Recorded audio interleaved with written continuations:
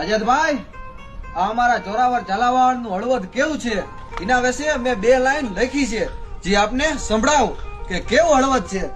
તો કે ઝાલાવાડ ની આ સુરવીર ધરતી, ખાંડાની જેની લોહીમાં મળતી આ ધરાની લાલશે માટી, યુદ્ધ ખેલાણા હજારો આજે પણ દેખાય છે એની હાકી.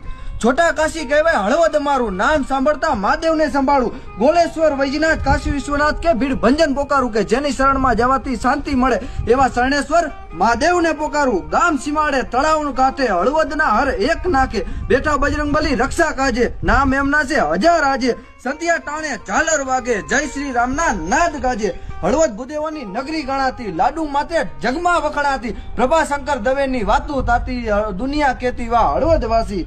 18 નાથ સંપીને રહેતી, સંત સુરા દાતારની ધરતી, પાડિયા થઈને આજે પૂજાતા, વીરો ગાય છે હળવદની શૌર્ય ગાથા. અખિલ ભારતમાં 2 જાગતા સ્મશાન ગણાતા, એક ઉજ્જૈનનું એક હળવદનું ગણાતા, શેડા શેડી નવ દંપતીના આજે પણ ત્યાં છોડાતા.